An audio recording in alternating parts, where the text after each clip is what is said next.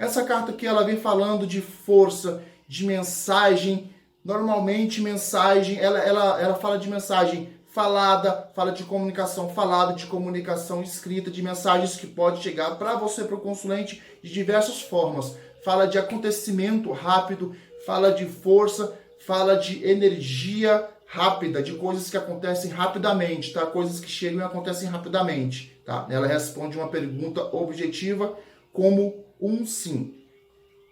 A segunda carta é a carta 2, carta dos trevos, tá? As duas cartas aqui para vocês. Isso, trevos.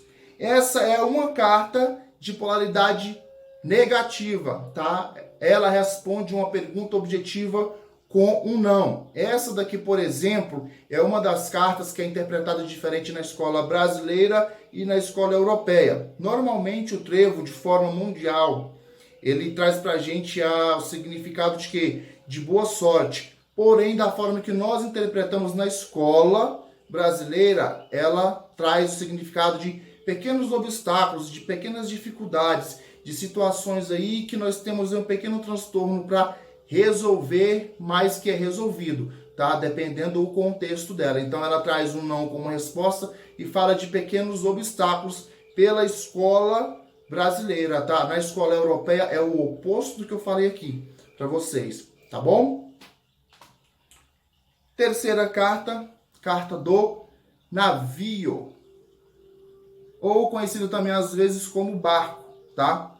Essa é uma carta de polaridade primeiramente positiva, tá? Ela é uma carta tema que fala de viagem, tá? De viagem, de conexões, de grandes negócios. Robson, você falou de carta tema. Isso. No baralho cigano, tem algumas situações que, quando precisam ser analisadas, nós utilizamos cartas temas. Que situações essas? São assuntos específicos, por exemplo, para falar de saúde, para falar de relacionamento, para falar de viagem, para falar de trabalho.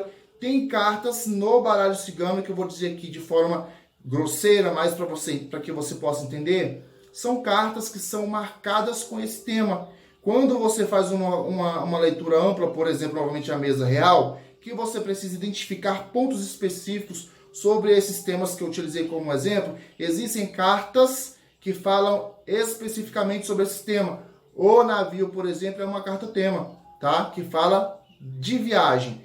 Traz um sim como resposta para uma pergunta objetiva, fala de viagens, fala de negócios, fala de possibilidades que você tem em fazer grandes relacionamentos, grandes conquistas, porém não é aquilo que bate na sua porta, é aquilo que você tem a oportunidade de ir atrás, tá?